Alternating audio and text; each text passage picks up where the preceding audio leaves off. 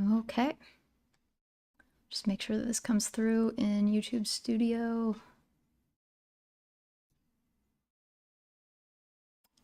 All right, cool. We can get started. Hi, welcome. This is the 7th installment of this live build series where I'm building YNAB, a personal budgeting app, building a UI component library for that app. It's an app that I personally love using, and I'm doing this to test out some ideas I have about different types of components that I believe exist but don't yet have popularized names. I would love to get community feedback on this sort of thing, but also for now, one of the best ways I can do that is by testing this as if I was testing those ideas as if I was building a real library. So now that we're a few rounds deep into this build, of course, we've got a handful of components made up, and we sort of started on, the left side of the interface. So with this big blue bar, and last stream focused a lot on this date picker and this paginator that lets you move forward and backwards in time. Oh, might need to actually clean this up. There's this ability to jump to today, it looks like, that I did not account for. Anyway, maybe we'll do that real quick. But I really wanted to focus most of today's stream on this ready to assign button, which has an auto assign button within it. We've got a button and a button, which maybe means that this thing isn't a button, but there's a lot going on with it. You can click on this, I guess what would be its label, and you get this sort of expanded details panel, your ready to assign breakdown that shows you how much money you have to assign out to your categories this month and how much of that money is left over from last month. And actually, since we've not had a lot of activity in this budget, I know that there's some missing information here, but we can at least set up with this structure. Yeah, so there's that piece, and then there's also this auto assign sort of drop down, which has 2 different tabs in it. This one's pretty simple. It's just buttons, and we might have already built these, or at least a button similar to them. But for this one, we've got a regular old input field here, but here we have a drop list. Let me zoom in on this. And these categories reflect the categories that it's exact same as your budget. So this is going to be a really interesting piece, I think, to build, because you would want it to be, it has to be a one-to-one match with these things listed here, and we've not dealt with those yet. So this is like a miniature of this list. So it's an interesting thing that we'll have to think about how to set up. But yeah, so there's some complicated stuff. But first, let's fix this up so that way if we are not looking at the current date, then we have this today button, since we forgot about that. And I'll just stay zoomed in here so we can see what's going on. Right. So if we go back to our budget header calendar interface representative, we're going to need a state where we have that today button. And we should inspect on this to get some values for it.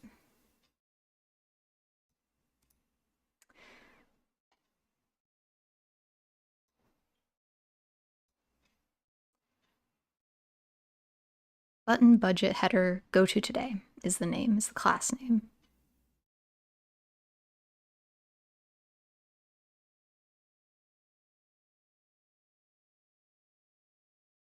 Wonder if I have anything in the inventory about that. It doesn't look like it. Or what I'm looking for is like maybe a similar button with like a similar font size. It looks to be slightly smaller than this assign button. Okay, we might have to just eyeball it. So I'm going to take a screenshot.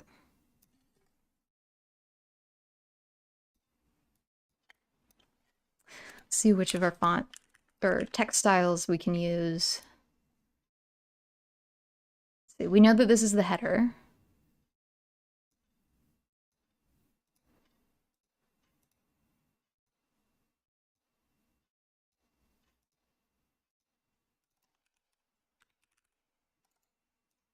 Yeah, that's definitely not it. So we're gonna have to make a new font style here.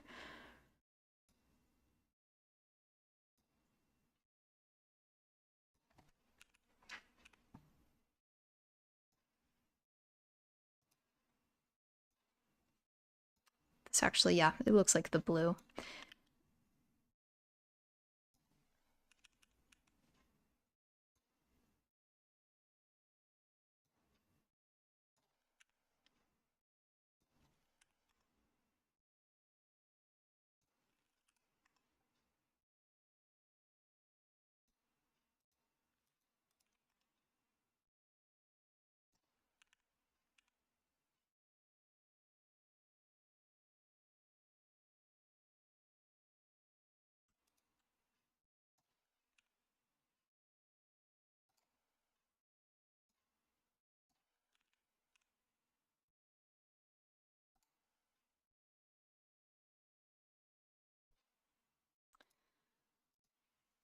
Some odd values here. I don't think, yeah, we'll keep it at 5. It might be more like 2.5 on the stroke because they're using rems a lot. And since we don't have that luxury in Figma, I do kind of have to eyeball a bit. Yeah, they're using it for the padding. Oh, the border is 2 pixels though. So that we're certain of. Great.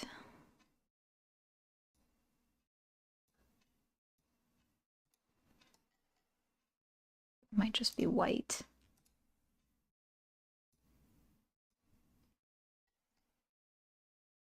But it kind of looks not white. Yeah, it might be, definitely. It's that gray color. Okay, we have a button. That's really exciting. And we know it has a hover state. So let's grab a reference of that.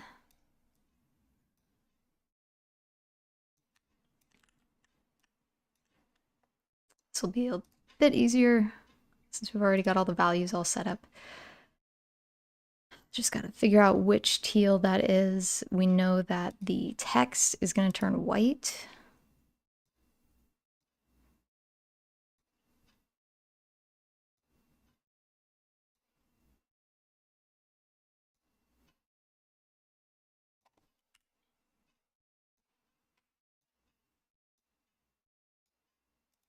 That's the one. All right. And let's fix this up. We want this to say label, label. We'll make this a component set. We'll call this, oh, and I definitely, well, actually, no, I don't have annotations on that. So this is the budget header go to today button. So we've got a lot of different buttons.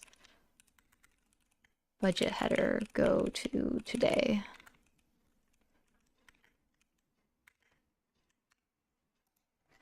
So we're going to use slash naming to kind of group those. Yeah, there's going to be a whole bunch. Like this is probably the assign button, right? So while hovering, oh, the focus state is interesting.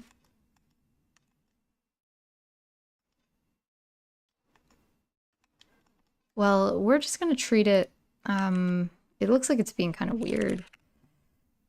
So we're just going to treat it like we do all the other focus states. Say focus visible. There we go. Hover. That'll be default. We've got our states.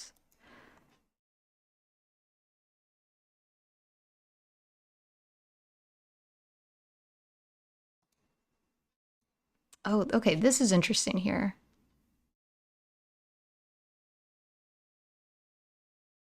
The focus state can also have a hover state, which means that I don't think, this shouldn't be plural, that a property called state is actually going to be appropriate to have like all that wrapped together, the same way that having disabled be a state is, it kind of makes sense, but I don't like to conflate those because just, yeah, it's like something, you know, whether it's enabled or disabled is one thing, but like how the visuals change when you interact with it is kind of another. So it looks like we need to do that same thing here with state.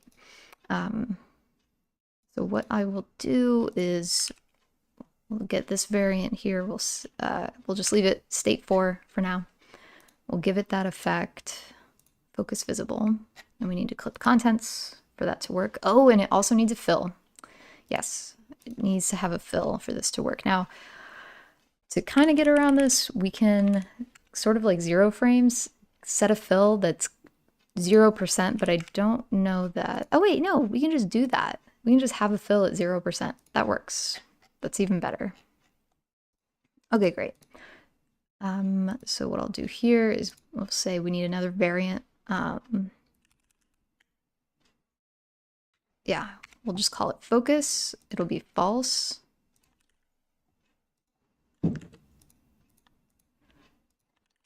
For those, true for these. And then these become default states. Default. These become hover states. And let's double check our interactions. So on hover, yeah, this needs to point here. Great. Okay. So we've got that button, and I'm just going to cut and paste that over to our components. So we know that we need one of these present here. And I think this is a good one for component properties where we're just going to have it for all of these, but whether or not it's visible, we can just, you know, use the Boolean hidden layers for that. So I'll select all of them and I will say, you know, on the layer level, I want to create a component property out of this. We'll say go to today button. And we can change that to say today for all of these. Just paste that in without any formatting stuff. So now when we're working with our budget header, we can opt in to having that visible. And by default, we can use some smart defaults. Can use Shift Command H or Command Shift H to hide that. So that way, when we have our header component here, which we're slowly working on building, we could also bubble that up at this level, but we'll wait. So that's good. So this piece is taken care of. Now we can scoot over and do this. And I do want to go back to the inventory because I actually did leave quite a few notes for myself about what things are named, which is going to save a little bit of time inspecting around and getting familiar with the classes. So yeah, this is an auto-assigned button. That'll be another button we have to make. It uses an icon, and I think we have that little chevron, that little down caret. I guess it's not a chevron, but this downward-facing triangle. Some things here. We've got 14 pixels of space between these groups of buttons, which are called budget inspector buttons. And we know that these show up elsewhere, right? Here they are again. So that'll definitely get reused in the future once we make our way to that side of the interface. And then we've got these tabs, 2 pixels of space between buttons within a button group. And then this whole section within this, maybe a modal? I'll have to see what that's called, but it's called option groups. Okay, so there's a little bit more inspecting I want to do. Like, what is this entire thing? Oh, that is not what I wanted. What is this entire thing called?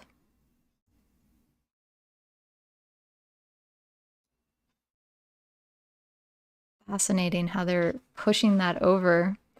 Yeah, it's just a modal. Great. And then within that, we've got budget, breakdown, assigned money, modal content. Okay. This is really exciting. This is, I think, the first time that I'm seeing an opportunity in this build. No, okay, not the first time. But it's another place where placeholder components are going to come up again because we're going to need a modal that we can reuse in a whole bunch of different places. But it looks like, we're doing the same thing here with our sidebar. We're using placeholders in places where we have an unpredictable amount of content. So it's a great thing to just bake in for yourself. So that way you don't have to detach your instances when you're building mockups and prototypes to test out a certain flow. You get the best of both. And we're going to want to do that with our modals because, we've got one here with certain content in it. We've got one here. This looks like it's going to be a modal too. Let's find it. Yep, there we go. Modal. Okay. Other places these are going to come up. This thing is maybe a modal. It is. There it is, class modal. Where else are there modals? This thing over here, if we're setting a goal on a category, modal again. So they contain all sorts of different stuff. And YNAB being as small of a product as it is, like we wouldn't have to build, modal, like a modal with a placeholder in it and then handle all the content. Like there's only going to be so many. So it could save a little bit of layers if we just made the n number, maybe there's like 6 different modals. And we just make those 6. We don't have any, I'm trying to avoid saying base component because that means something else in my universe of definitions. But I think it's worth doing to have a single modal to control things like the padding, this shadow, this little caret. I think it's worth having. So let's try that first. And what does this get us to, I guess? Let's delete this goal. Let's come back up here. Let's inspect again. Well, maybe we should first start just with this outer structure. We can worry about the modals later.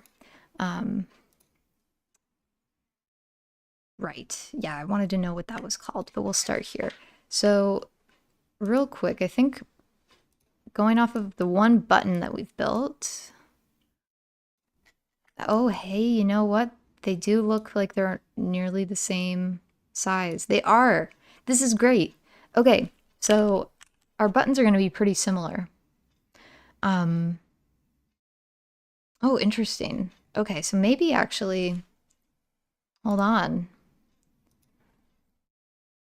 This is a really interesting one because, hold on. We've got this type of button too.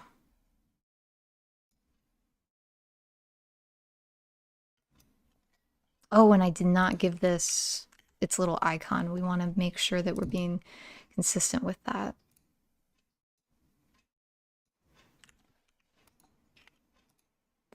Okay, now under buttons, yeah, we've got all sorts here. Okay. We've got a couple different types. There's this one that we just built. How do I jump to these? These are buttons. This is a button. This is a button.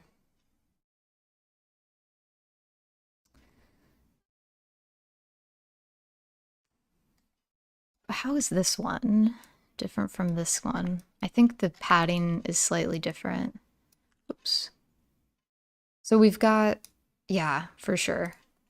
So I guess what I'm struggling with this is like the padding is the same. The oh, and we didn't turn this into the style. Let's do that real quick. Button labels. Oh, hey, hold on. We've got button labels down here. Nope. Nope. Okay, so this is just this is a new one. This is button label header buttons. So what's tough with these is they have the same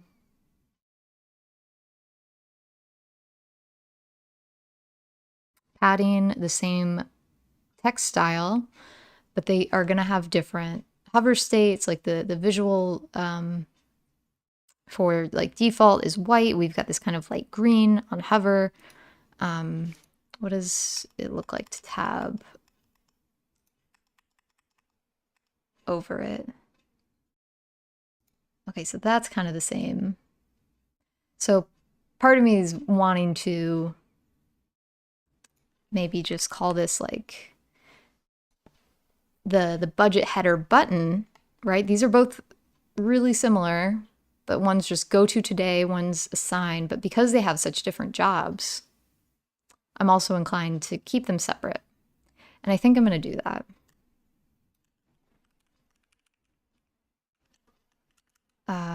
What did we say the name was? This is an auto assign button.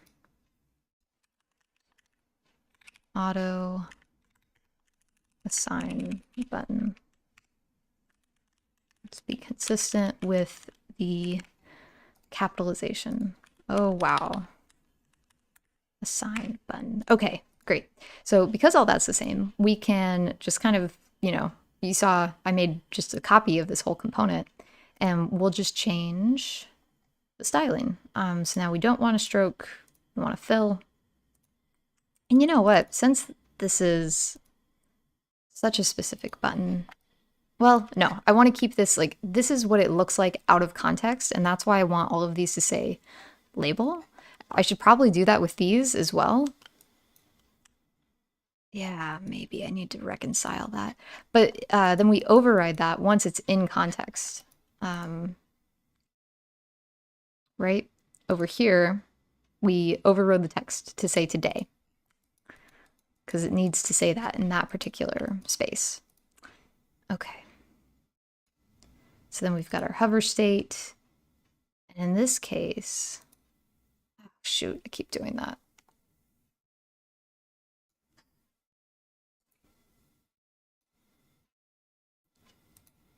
We've got button. Let's activate hover. And I want to see if I can tell if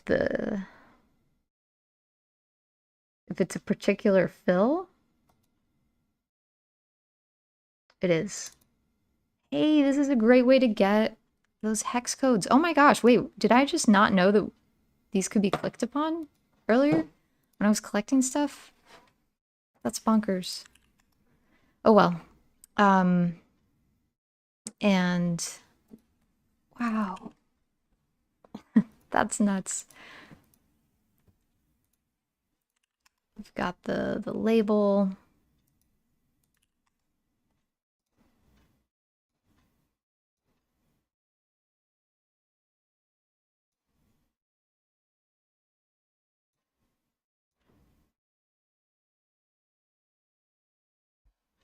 No stroke. Oops.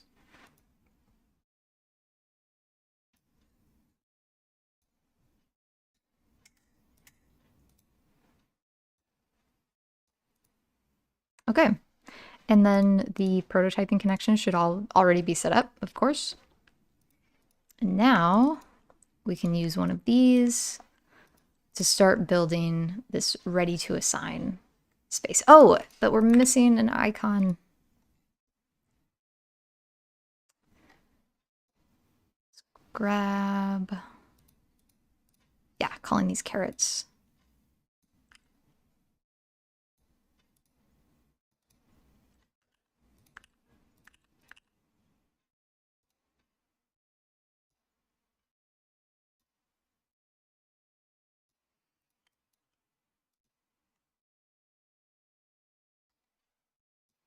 It's not quite right. This is a little too rounded. I think I mentioned that earlier, making the icon, so we can fix it, right? Because it's a component. Let's see what the space between is.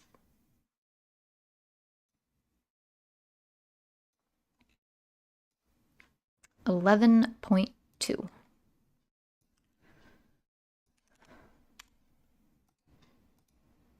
Okay.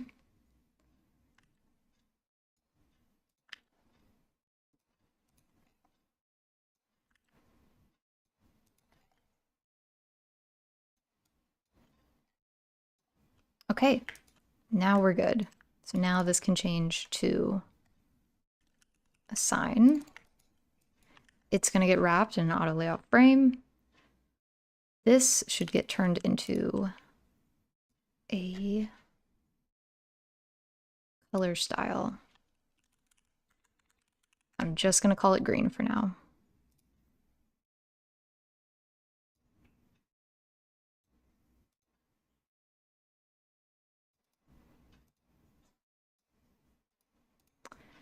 And we're going to use what looks like that same green as the background. Actually, oh, right. We opted into that hover state. Yeah, okay. Great, and then we need the value of the amount of money that we have ready to assign. Something I'm wanting to do here. First, let's figure out what's like the font size and all that.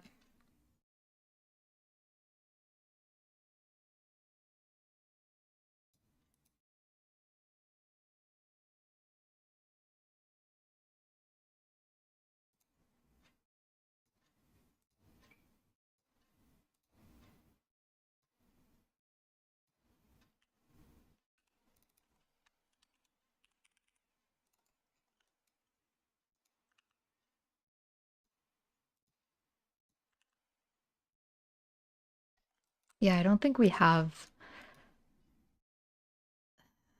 unless there's just something similar over here, but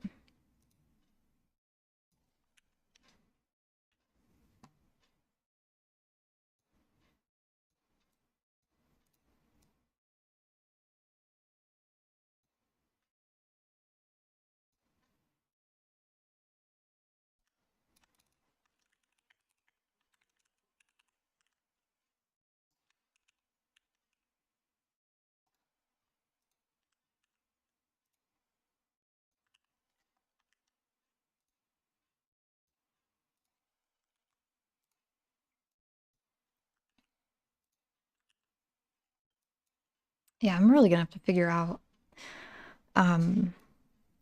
what the deal is with the font, the text styles, like how I want to manage those. I don't think the system I have right now, where I'm doing it by, it's not how you would really want to do it. I mean, like button labels is maybe helpful because those are going to be used all over the place, but you could very well have this setup where you've got a font size of 24 and a line height of auto and use that in a lot of different places, not just the inspector. So these like content or context dependent groupings, or these like using areas of the interface to group styles. I'm probably going to redo that. That doesn't make a whole lot of sense.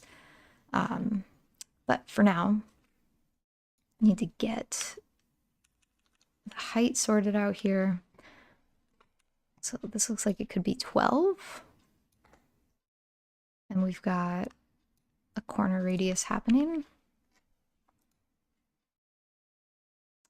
And we've definitely got space on the sides. 16. And a very specific width. So we're going to need these things to be, either we could use space between, or, which is probably most appropriate, the other thing we could do is have this, and it wouldn't cause any harm, but have this fill all available space. And same for these. all that would mean is that, oh, let's see how this responds down. Let's see actually how this behaves. Let's put in some content here and see. I'm curious if it like will break lines. Oh, it's gonna push it over. Okay.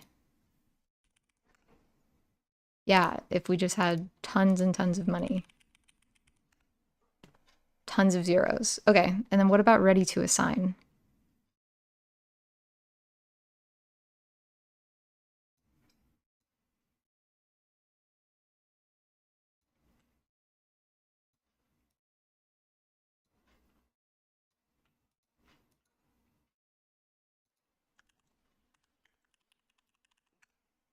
Yeah, same thing. Okay, so those aren't breaking lines, which means we don't want these to fill. We do want them to be set to hug, and this should be set to hug as well. And here we can have things use the space between. So then, oh, how could that work?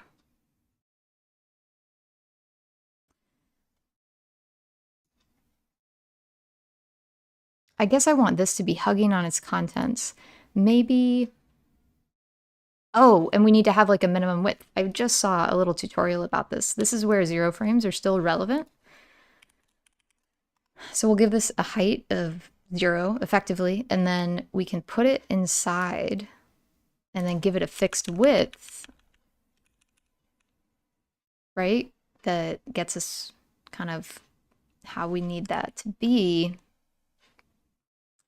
So this can stay hugging on its contents, and now when we add a bunch of zeros, it does push that over. But we are going to want to have, there is like, I want to know what this amount of space in between is. There we go. 40.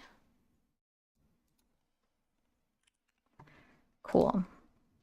And so now this can be shorter, like 140. The problem though that I'm having is you probably want 0 pixels or 0 space between here. I might need to, let's see, and we'll call that 0 frame min width. We'll just call this a container.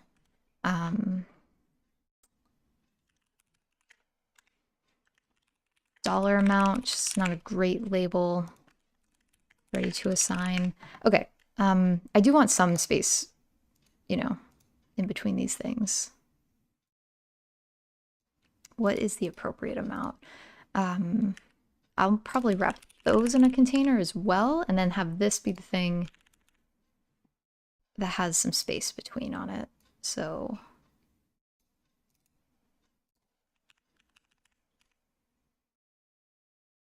there we go. And it looks like we want a little less height.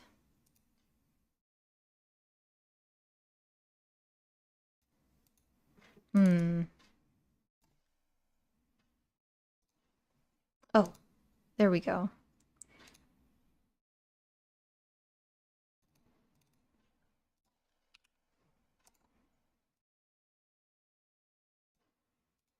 Oh, and this one too. We can have that. Yeah.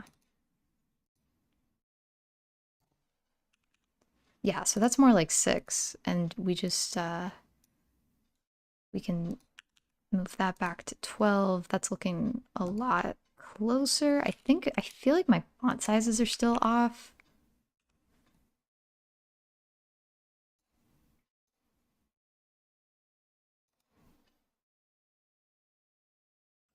Yeah.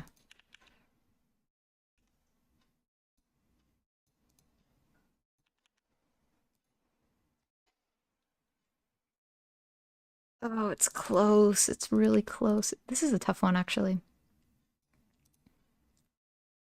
I'm gonna call it good. All right.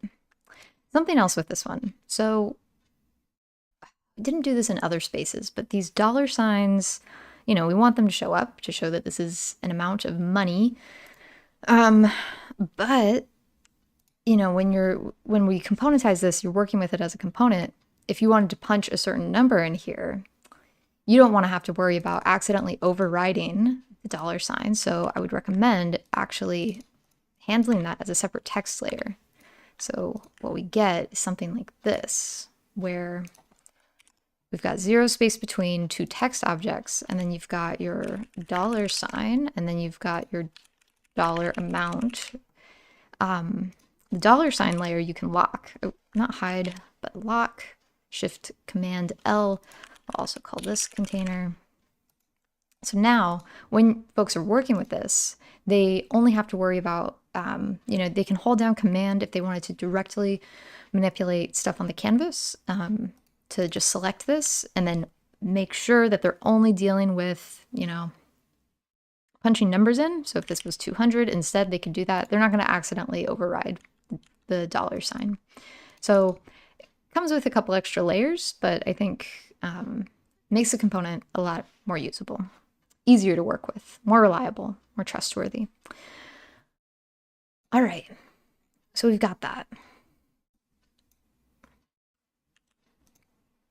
So we'll come back over here to our components page. I'm going to refresh this so we don't have all that silly fake content in here.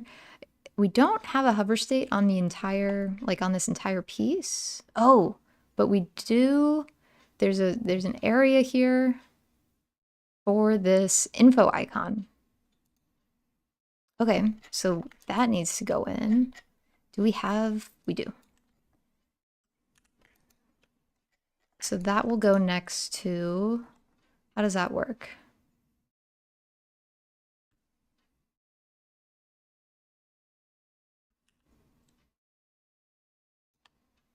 Interesting. What are we going to do about this?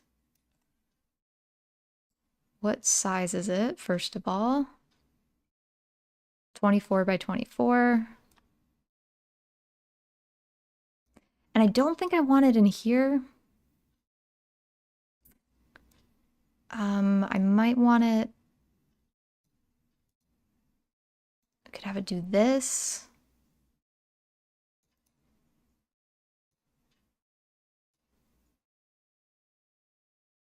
It shows up next to this kind of as a label. That means that this is not the right size. We want that to be 24 pixels. No way.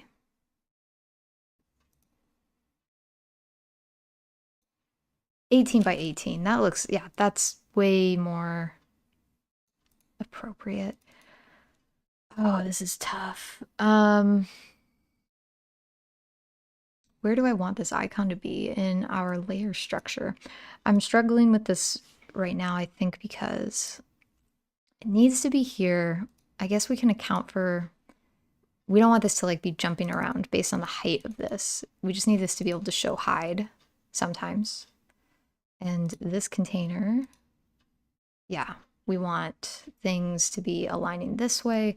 Obviously, oh, anything that is just plain F, let's make that white, and then same for our icon. But how do we? Okay, I think we're gonna have to use absolute positioning here, and we're gonna have this pinned to like the right, maybe. And how much space does it have? 8 pixels. Great. So I want to make sure now that this works when we have, ooh,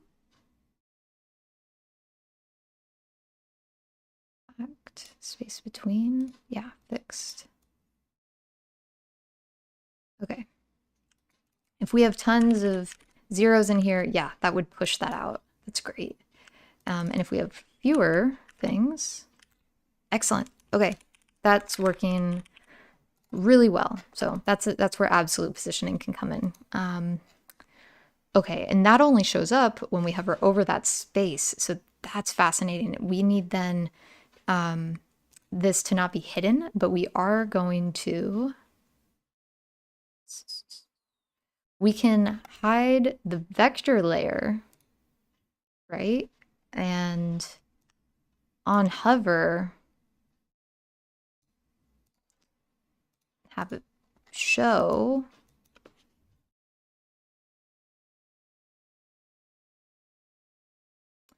which maybe we want to do that. I think the cheaper way to do that would actually be to take this out of here and handle that as its own kind of like supportive component. Again, I don't want to call these base components. So I kind of need to figure this out. It's still an interface representative. It's just a smaller piece. So while hovering, change to this. And so now this shouldn't just be icon. This should be ready to assign info. Oh, don't copy the whole thing here. Yeah, that's, well, let's put it in right next to dollar amount. So now, like if I wrap this in a frame, give it a fill, and we just do some quick prototyping, you can see this working. I think this is going to be better. Yeah, but we need the space between. We need,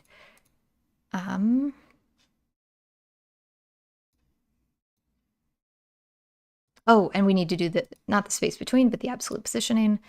So scoot it up by 2, scoot it to the right by 8. There it is.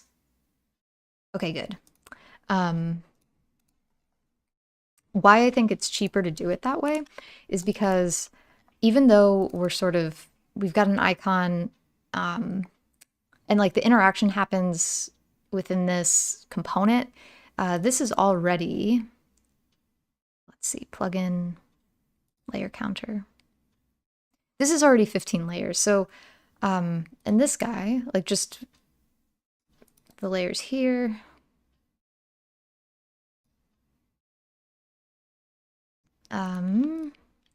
six.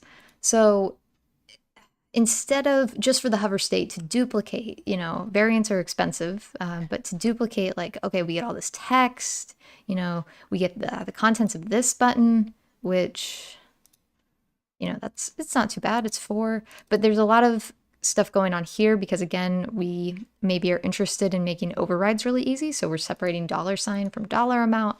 It doesn't make sense to me to duplicate all that just for a hover state on one particular small little piece. It would be different if this fill color was changing, but that's not the case. So I think it's better to rewrap the icon and give it this specific job, icon ready to assign info, handle that interaction here. So that way we can save ourselves variance on this guy. So I will delete, oh, okay, the flow's already gone, we're good. Great, what else? What else is interactive about this? So when we click this, or when we click info, it's either of these. Wow, the shadow on this is really huge. But that's when we get this modal. And then the same is true here. So we now have to build that modal. Oh wait, no, we have documentation on this. What is this whole thing called? Right? No, we don't.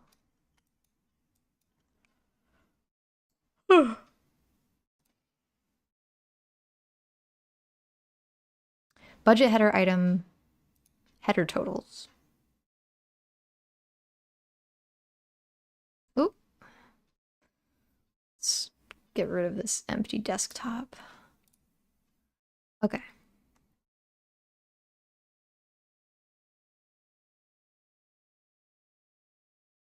Oh, and here's something. I wish I could zoom in on this, but you can see in this class here, to be budgeted is positive, right? Again, there's going to be some different states where if we have over budgeted,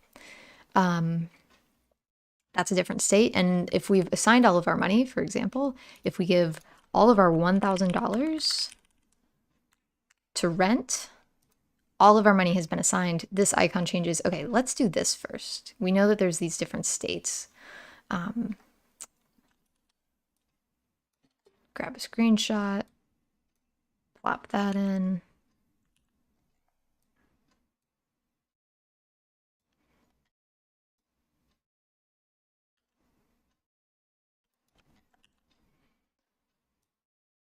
Okay, so we've got a state where this becomes 0.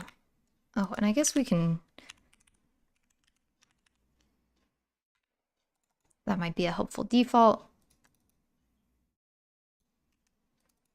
where you have at least $1 ready to assign. Great, yeah, we can use some of our grays. That looks right. So then this becomes an icon. We've got this, yeah, this check mark.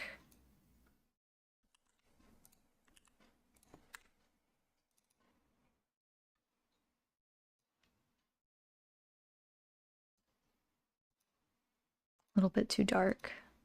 That looks right. This becomes all money assigned. And I'm going to lock this because we're not going to be overriding. I'm going to do the same for this layer too.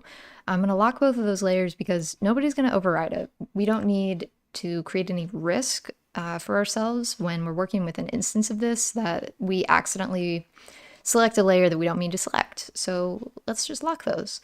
And same for the dollar amount here, actually, because this state is only going to show up when the dollar amount is exactly 000, right? So there should be no overriding necessary. So now we've got that state. So what happens when we overassign? Let's add another dollar. So here we go. Oh, and this is going to be another modal, but we've like accessed another modal here. So let's red.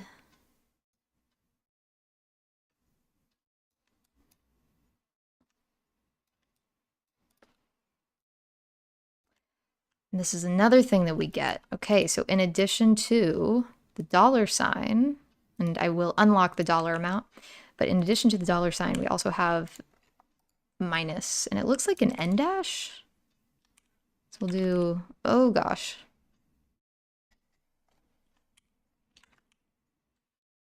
Or maybe an M dash.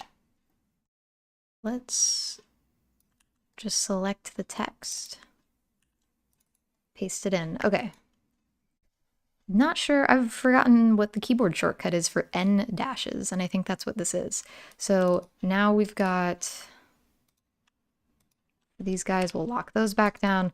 A negative amount. Let's get this red color.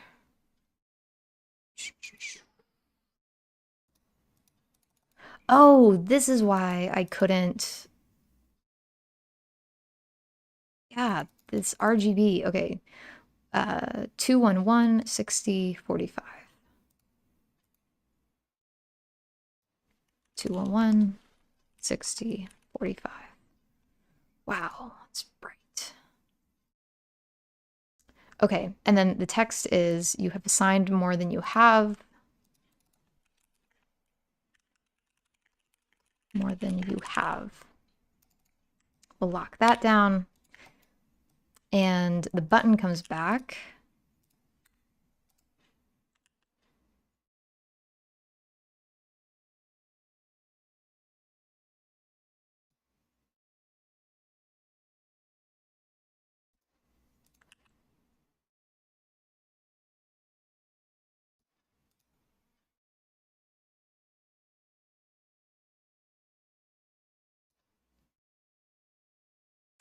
Oh, our minimum width thing is freaking out. Okay, we're gonna have to, yeah, fix some of the structure here.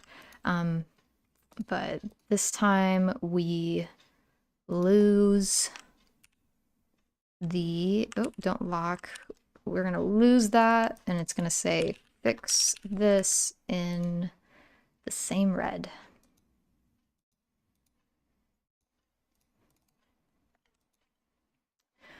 Okay, now we need to fix our minimum width situation. This container, yeah, does need to be running. There we go. Okay, it was just at the wrong level. Nope, we need it inside here. Nope. There we go.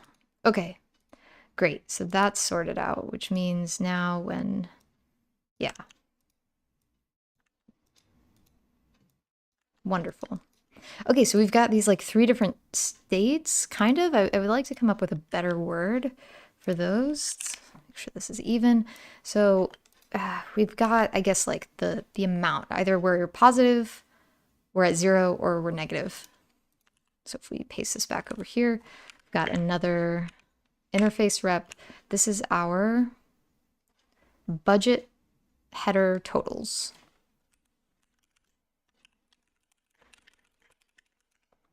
And we've got a, what do we call that? The amount is, and we'll say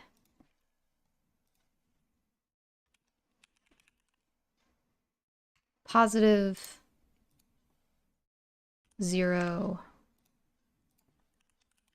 negative.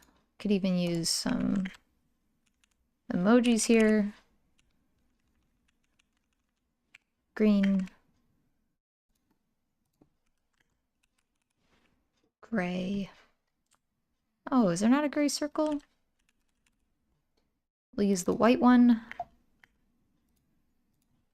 Negative, red. Grab the red circle. Maybe that's not what we want to do for these.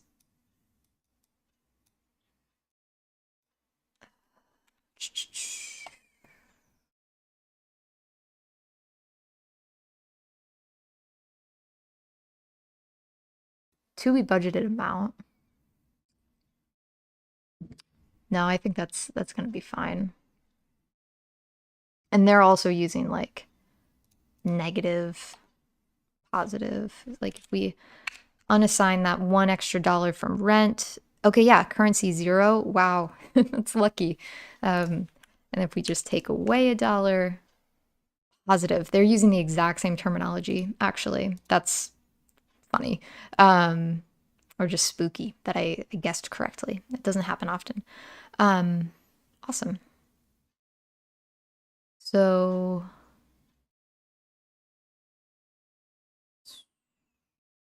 oh wait, hold up. Yeah. We don't want this to be auto.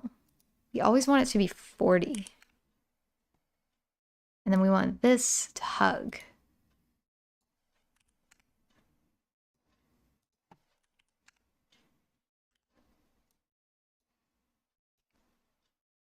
Right? Like the width of this, 293.38. You know, if we assign that dollar to rent, no, it does. The width does change. Yeah, 241. Okay, we're cool. We're good. So the width of this is variable. Great. Budget header totals. Let's also get our little icon. It's like a really specific icon. Cool, that's all working. Gonna need to start organizing these. It's whole page a little bit better. It's getting crazy. But yeah, we can stick one of these in here. Oh God, not the whole component. So now we've got this happening. This is great. And what sort of relationship do these have? How are they figuring out how far apart they need to be? And it looks like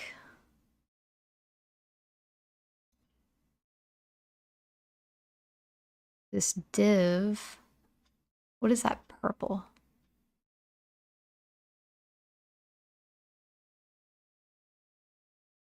I guess it's using Flexbox? Is it?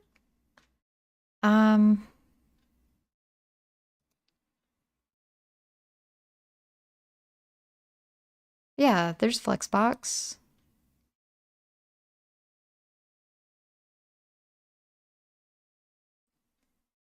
How do I figure out this space?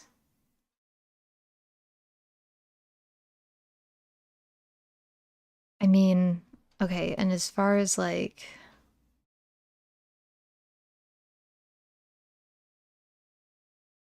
they are allowed to come together, but probably to a point, right? Like what happens when, okay, so they're only allowed to get, there's a limit to how far apart they can go, right?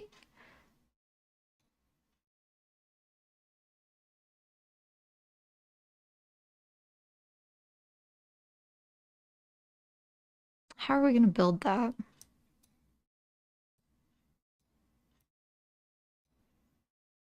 Right now we're using space between, but this would change based on, oh, it's like a percentage maybe.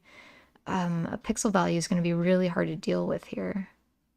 The width of, yeah. That's the thing with these sorts of interfaces and product teams that I've worked on. I don't know. I've not personally had to figure this out in Figma before. How do we...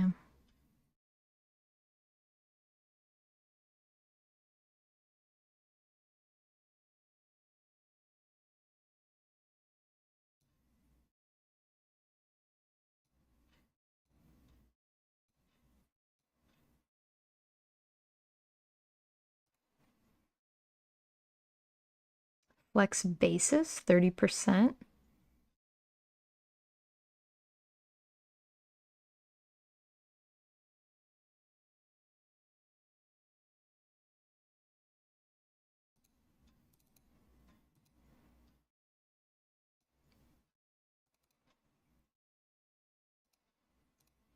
What happens if we mess with that? Yeah, 40? Okay.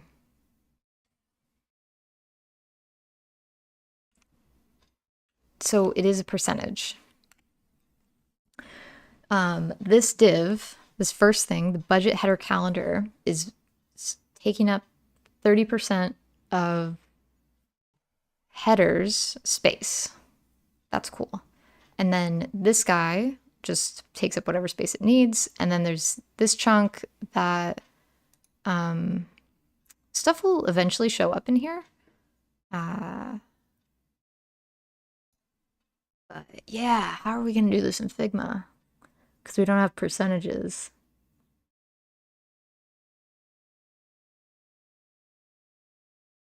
It's almost like I'd want to use... Oh. The constraints instead. How about now when...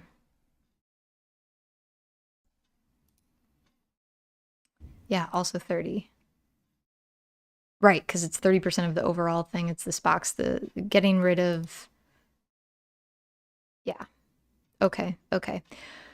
Could we use constraints? Could we absolute position these things? Both of them.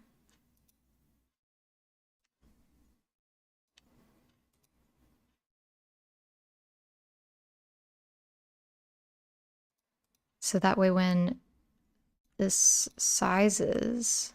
Well, hold on. Maybe I can... Oh, we can't do left and right? Okay, hold up.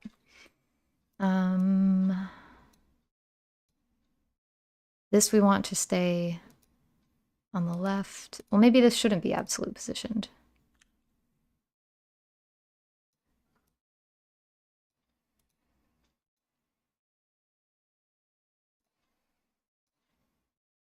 And it only should be this.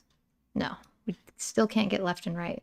Maybe I can, let's see. If I pin it to the right and then we push, that kind of does it. So That sort of does the thing.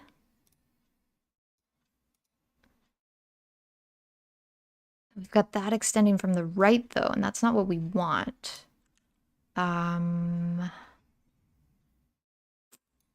Shoot. Yeah.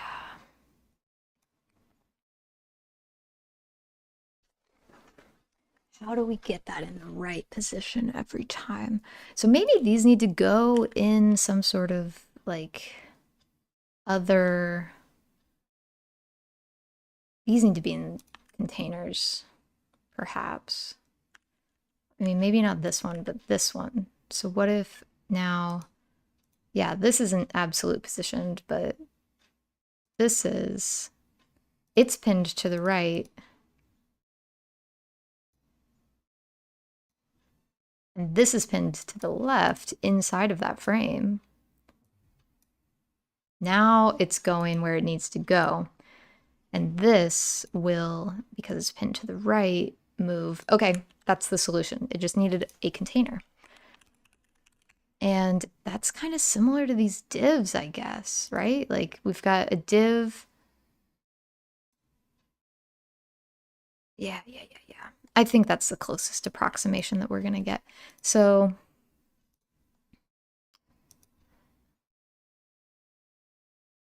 let's figure out for these guys. We've got 9.6 pixels, really weird, on top and bottom. I suppose this doesn't need any, this container doesn't need any padding.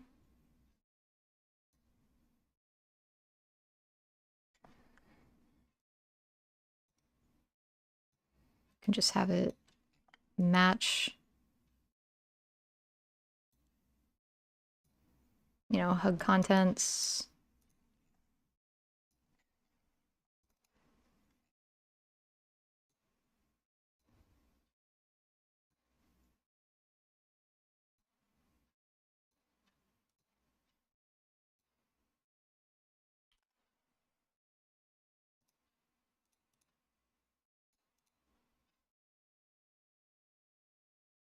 Where is this extra pixel coming from? I'm not going to worry about it for now. Okay, we've got the header doing what it needs to. Oh, maybe that's it. Okay, whatever. Let's turn this back to something like positive. Now, I think... Oh, we assigned all our money. Where did we do that? We did it in November. Let's take it back. Let's come back to today. And let's first work on this chunk, which I believe I've got notes on as well.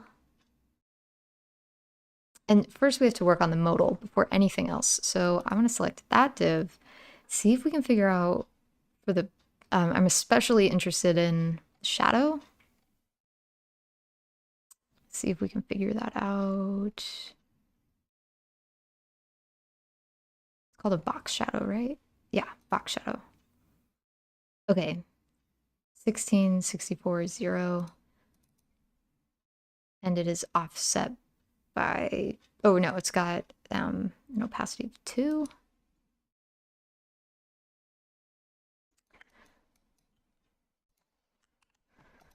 Make that a component. All right. So we've got this. We know we're going to need our placeholder.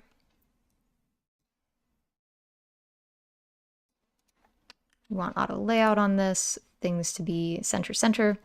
And for our modal, we've got padding of 16 pixels, top and bottom, but none on the left and right. We've got rounded corners. And pixel values this time, 6.4, really specific. We'll do it, 6.4. All right, and that's it. We've got, you know, this is the modal. We just need to figure out the shadows. Box shadow. Do we have... I think I need to break this and make a even more dramatic one. Yeah. So this is more like 20%. I think it's got a Y offset of like 16 and then 64 for the blur.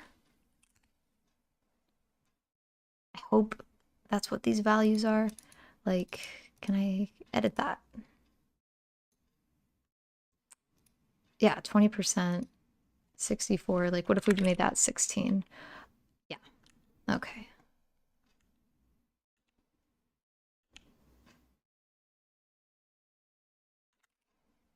Great.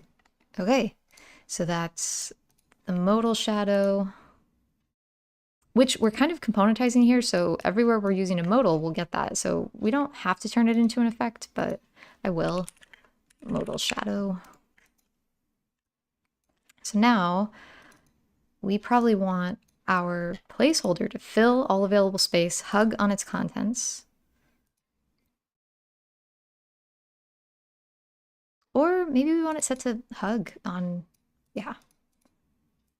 So we won't be like stretching our modal, we'll just be swapping out the contents of it. And that means we're gonna want to have a component swapper property for swapping the placeholder with stuff. I'm also seeing, just to talk about like, you know, again, why not just build like maybe we've got 6 modals, like why componentize those modal styles here? This isn't how I'm going to be using this file, but thinking about like component libraries, like if this was actually a library that the YNAB product team was using, I would want to make sure that the designers had these smaller pieces to work with, to build new stuff, test new ideas, without having to grab an existing thing, detach it, break it apart. This is why having these smaller atomic pieces is important, even though it is a little bit more for layer count and management. So I think it's the right move. So this first modal that we're going to be building is ready to assign breakdown. So we can kind of start putting together that content to the right. Ready to assign breakdown. We've got capital A, capital B. And then we've got some other stuff going on here. So lots of stuff. Icon. We have like this little plus. Maybe I don't have that yet. Yeah, not that particular plus. That's okay. We've got the SVG swiper. Oh, wow. Icon sprite. Holy moly. Is that going to be the case for the other one too? Yeah. Okay, I'll have to find a different way to grab those. So we're going to use some placeholder ones for now. Got the plus, and then another -1, which I'm also going to use an incorrect. Yeah, we'll just do a second plus. Icons for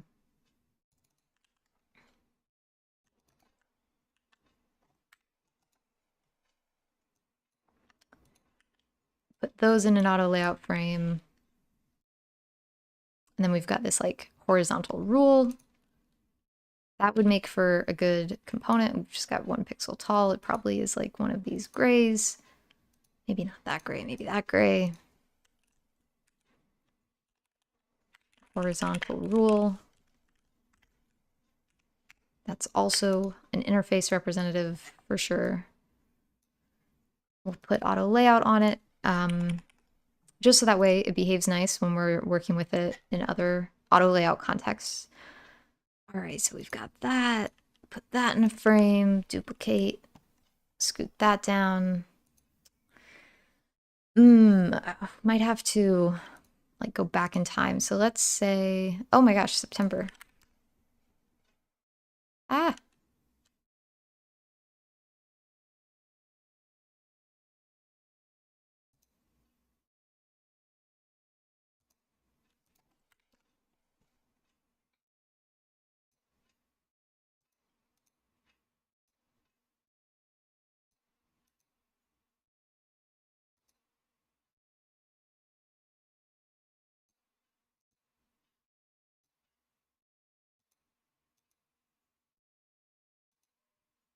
Oh, I don't know what I did. Um,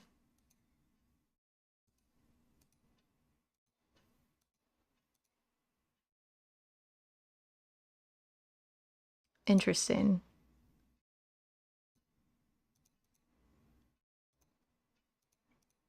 Yeah, unassigned money from rent. Okay. Oh, am I gonna have to keep doing this for forever? How far back does this budget go?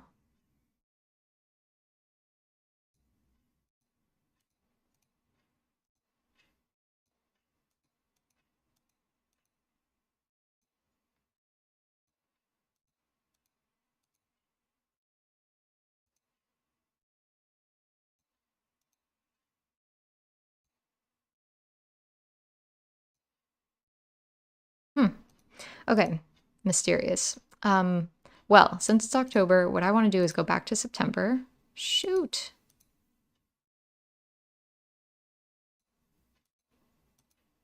Oh my gosh. Okay. I've broken the budget somehow. But we'll go back to December. We'll cover this overspending.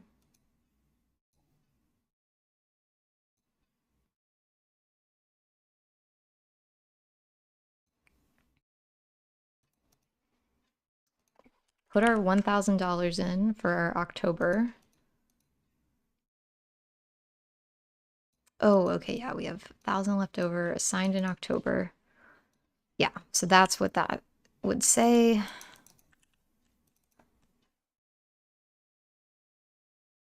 If we hadn't assigned any money, that text goes away. That's good to know. Wow, this is so dependent.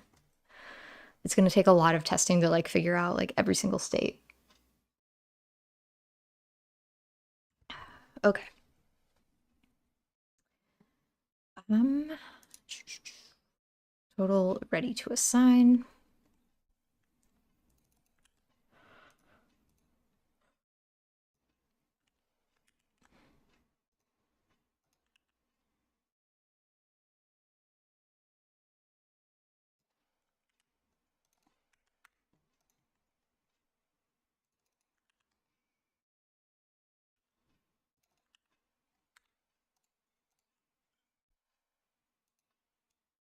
Okay, and then there's dollar amounts all over the place here.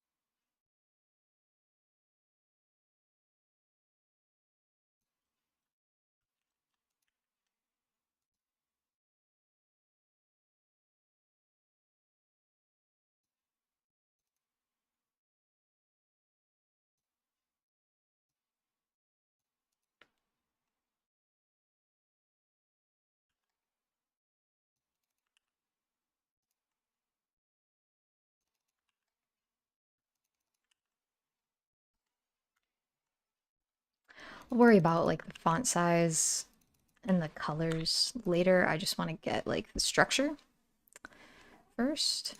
Okay, and then we've got this thing. Our icon or our information icon comes back. This is probably 18 by 18 again.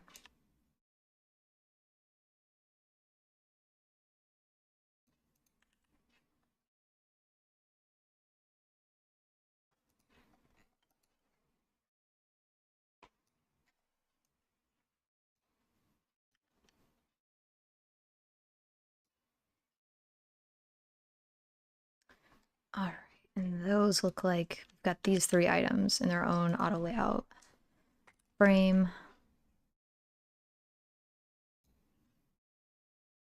fill, fill.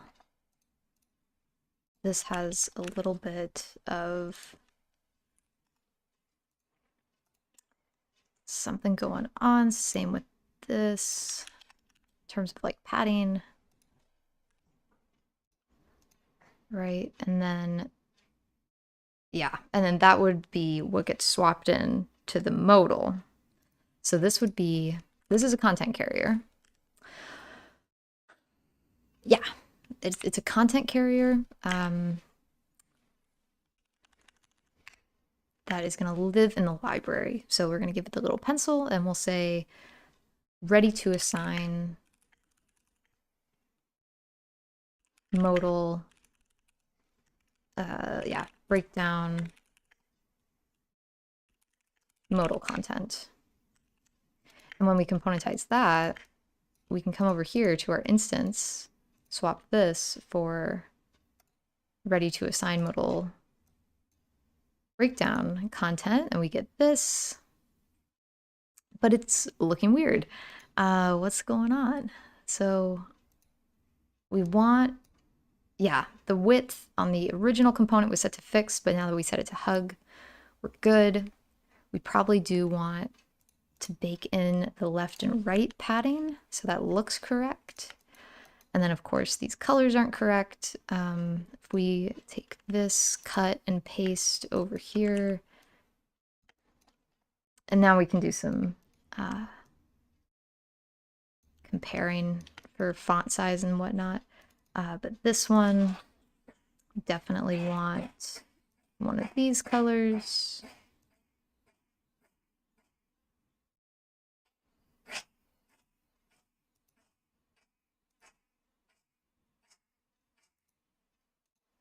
I don't think I have that blue yet.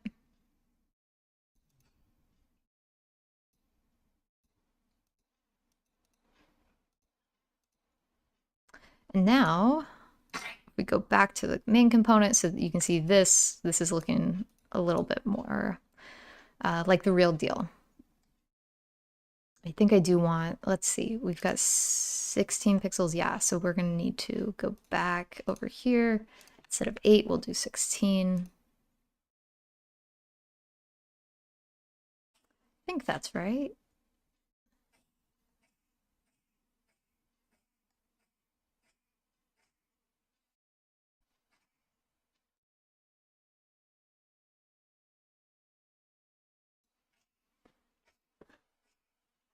Cool, and now we can start looking at the text sizes and fix those up. So ready to assign breakdown is definitely not the correct size.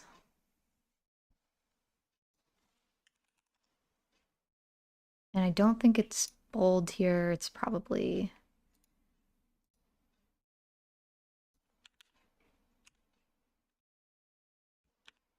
medium, maybe like semi-bold actually. Okay, so we got that. That's looking pretty good. Then we've got this stuff. Oh, and this language changes. Man, I'm gonna have to collect some screenshots, probably from my own personal budget. I think it might take too long to, well, eventually we're gonna need to start doing some dummy data stuff. So maybe in the fake budget, I should start using it as if it was a real budget. So that way we can get some of these different scenarios. But yeah, for now, I mean, we know that the font sizes, what the text is one thing, but we know that we can get some of the font sizes fixed up. So again, semi-bold, maybe more like 14.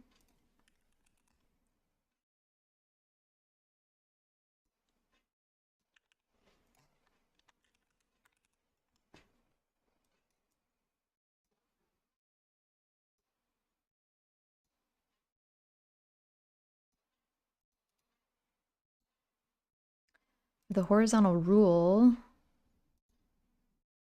no, I think we've got the right gray. Okay, and then total ready to assign. That's like a really dark color. Again, we don't yet have this.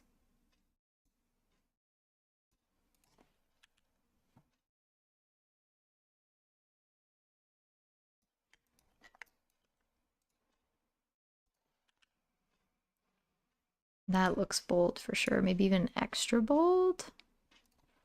16.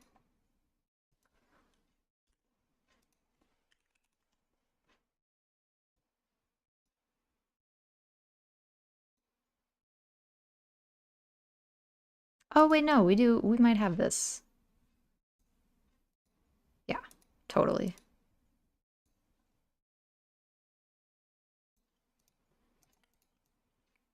Okay, so that's that piece, and then we got to do these numbers.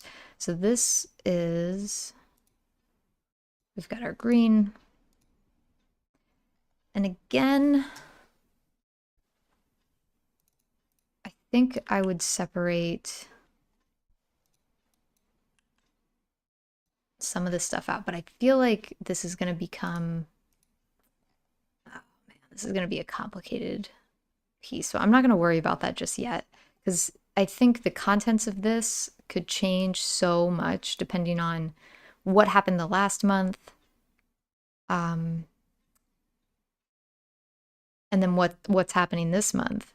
I could see some of these being like inflow. I guess it can't go negative. You can't have, maybe negative inflow there, but I don't want to invest too much work into these as if they were static, because I don't think they're going to be.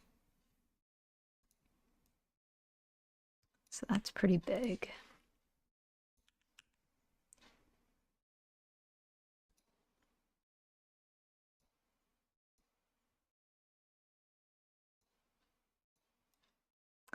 There's also more space here. So even though these aren't the right size icons, I want to size them up as if they were.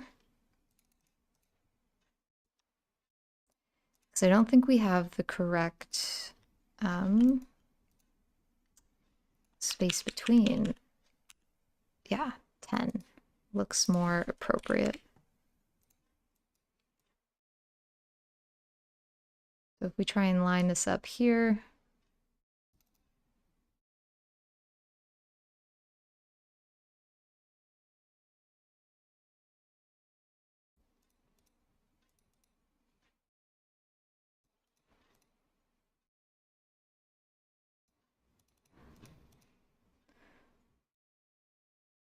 oh, and how are those supposed to be lining up? Maybe this is not the right structure to do this in. I think we want this text and this text to always align. So instead of having these containers situated like this, I'm going to ungroup them, and I'm going to ungroup this one, and I'm going to group together the pieces of text. And it's going to get weird for a minute. One of these frames is going to be set to like, okay. Ooh, no, never mind. It was too weird.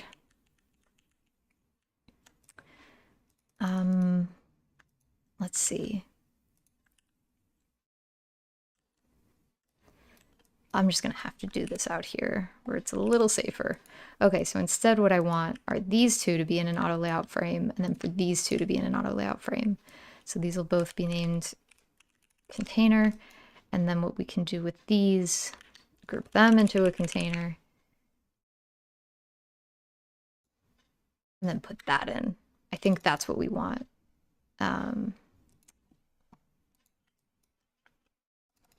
Make sure that these are both set to fill and space between. This one should be in the middle. This one, I don't know. It doesn't look like it's aligning on the baseline, so that's fine, actually. And if we line that up,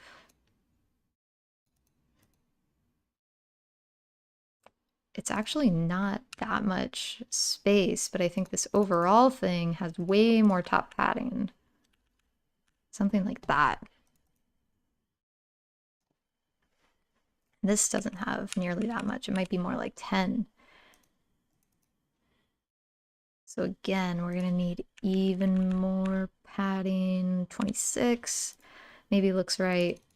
And then we'll do a similar setup for these. In fact, we could just duplicate this because we've got the same thing going on. Just change of color here. And assigned in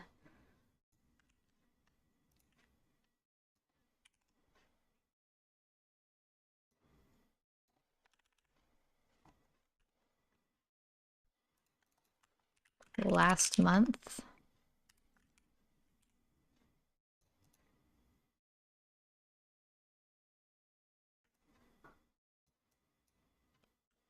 Or is it this month? Yes. Okay, this is the last month. This is the first month. So just like with the $sign, you know, there's only probably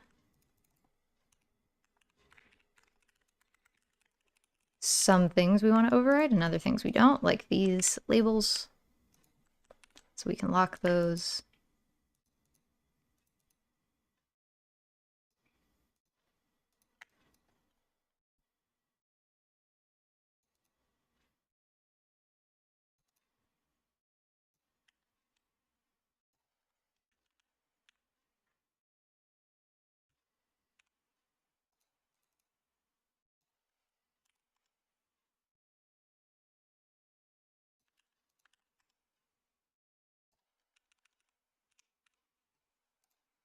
Okay.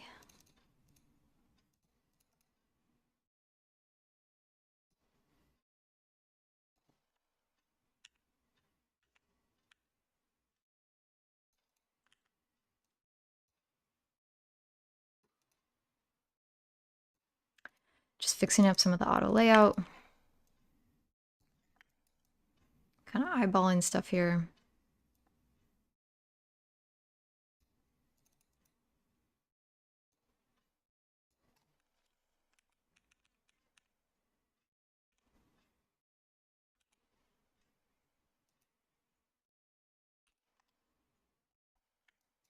Oop, okay. That looks a lot better. Fill. Fill. This is probably not bold. This is probably medium. And it is definitely one of these colors. We've got a funky purple we haven't really seen yet. It's fun. And that same purple is probably being used here on budget audit as a link.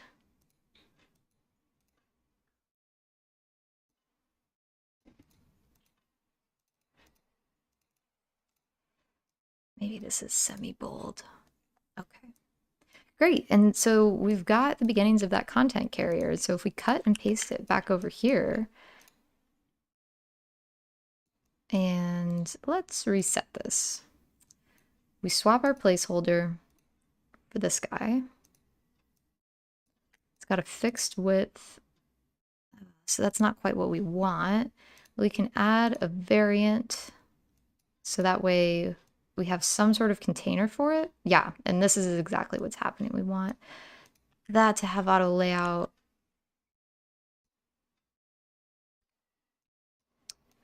Give it a fixed width, give the variant itself a fill. So now when we reset and swap, it's still not great.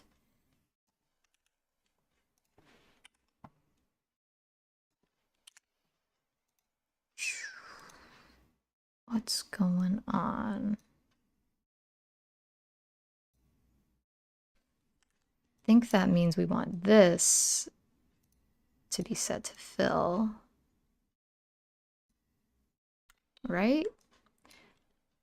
So that way when this happens, oh my gosh, crazy. Maybe we want it to be set to hug.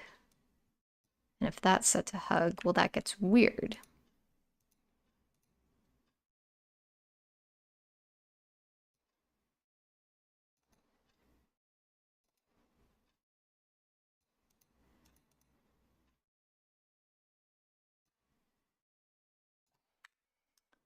So instead, set that to fill.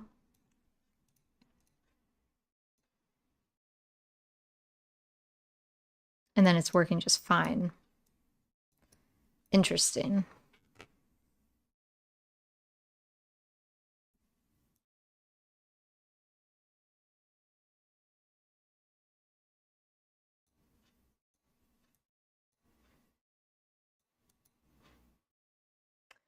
Okay, well, that's looking mostly good. I know that there's still, yeah, there's some padding stuff we got to fix on that little purple notification bit, but this is looking pretty good. So we've got like our first modal, and what we would do from here is componentize this to be our ready to assign breakdown modal, right? Here's its content. And then we could just build that, you know, if we take that $1,000 away, then we can do the same thing here. Oh my gosh, and we're missing the caret. Hold on, that'll be, I think, the last thing I do. We need the caret.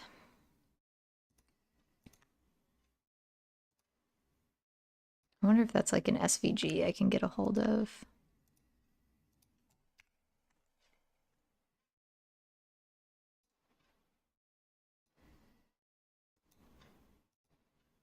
Oh, good. Okay.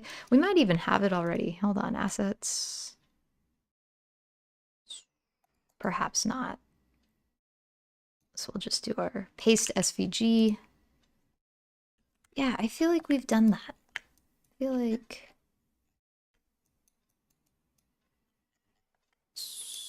I really thought I am having a memory of doing that component somewhere. And it's a little squashed, I noticed. Let's see what the dimensions are actually. 30 by 15. So we'll put that in there. We actually want this to be position absolute. There we go, center, center. Make it white. And we will align it to the center, align it to the top, and then have it just on the edge there.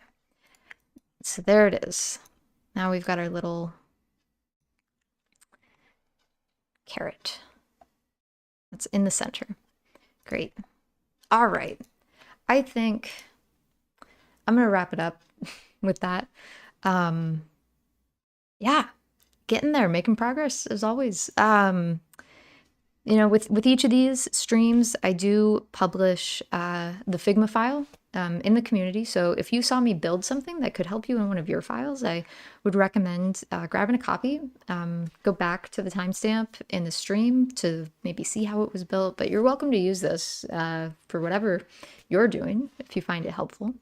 If there's a component building method that you have questions about that you saw, feel free to leave comments. Happy to answer questions. I'd be elated to answer questions. Or if I'm building something in a way that you think you've got a better idea for, yeah, join me for a future stream. Happy to have folks contributing to this. Again, I'm trying to test some ideas for ways that I think we could better define components jobs, the jobs that they do in libraries and the jobs that they do in local files when we're building prototypes and mockups. So this is me testing that out. And, you know, there's bias there, of course, because it's an idea out of my head. I'm going to probably subconsciously find ways to use it in a way that it works well, but I would love for these ideas to be challenged and tested by other designers, other design operations folks, or anybody who likes building, you know, interface components in Figma.